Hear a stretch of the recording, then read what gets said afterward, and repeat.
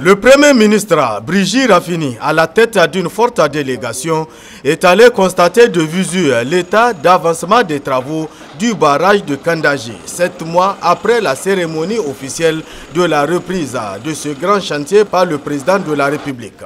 À son arrivée sur la zone des installations du barrage, le chef du gouvernement a eu droit à une présentation par le maître d'œuvre de l'emplacement des différentes installations avant de visiter le laboratoire du chantier.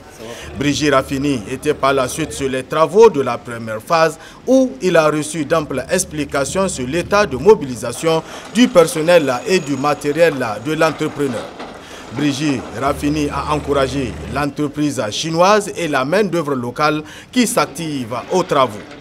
Quant au directeur général de l'agence du barrage de Kandaji, il se félicite de cette visite du Premier ministre. Laissez-moi d'abord remercier très chaleureusement son Excellence le Premier ministre pour cette visite qu'il vient d'effectuer sur le site du barrage de Kandaji. Ça nous réconforte de voir les plus hautes autorités nous soutenir dans la mise en œuvre de ce programme-là, qui témoigne une fois de plus de l'intérêt qu'elles accordent à cet important projet. Alors le Premier ministre est venu pour voir l'état d'avancement des travaux. Il vous souviendra que le 26 mars dernier, son Excellence le Président de la République a procédé au lancement des travaux. Depuis lors, l'entreprise s'est mobilisée et les travaux sont en cours. Le Premier ministre est venu pour voir l'état d'avancement de ces travaux. Concernant la réinstallation des populations, le processus suit son cours, a indiqué le directeur général de l'agence du barrage de Kandaji. Ça, c'est le grand défi de Kandaji, comme j'ai toujours dit, c'est la réinstallation des populations. Par rapport à la réinstallation des populations, je voudrais rappeler qu'on a déjà déplacé un premier groupe. C'est ça qui a permis de réaliser les travaux. Maintenant, nous sommes en train de nous organiser pour faire le déplacement de la population du deuxième groupe, qu'on appelle le PAR 2, le plan de réinstallation des populations de la vague 2. Ça, ce sont les populations qui vont être inondées quand le barrage va être complètement fini. Alors pour ça, il vous souviendra également que le gouvernement a pris toutes les dispositions pour la recherche du financement. Une table ronde a été organisée à Abidjan, où les financements ont été quasiment mobilisés pour la réalisation de ça. Nous avons fait des consultations publiques avec les personnels. Nous avons discuté avec les populations pour dire comment ça va se faire. Les sites où on doit les réinstaller ont été déjà choisis.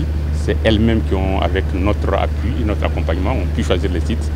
Maintenant, nous avons lancé le processus pour recruter le bureau qui va faire l'aménagement des sites. Nous sommes en train de recruter également une société internationale, en tout cas une grande société, qui va s'occuper exclusivement de la réinstallation. Parce que c'est un travail énorme qui va s'occuper de toute cette question-là. Donc voilà où est-ce que nous en sommes aujourd'hui.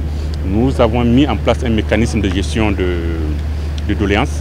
Parce que vous savez, dans ce genre d'affaires, il y a toujours des plaintes, des doléances. Nous avons mis en place un mécanisme de façon participative avec les populations pour gérer éventuellement toutes les doléances qui peuvent arriver pendant l'exécution. La réalisation de ce barrage a pour finalité de répondre aux exigences de soutien à l'étiage en vue d'atténuer la dégradation de l'écosystème du fleuve, l'accroissement de l'accès à l'eau afin d'améliorer la sécurité alimentaire et les conditions de vie des populations à travers la mise en valeur du potentiel de terres irrigables autour de la vallée du Niger. Ce barrage permettra aussi l'accroissement de la capacité de production nationale en énergie hydroélectrique en assurant une capacité installée de 130 MW et un productible de 629 GW par an.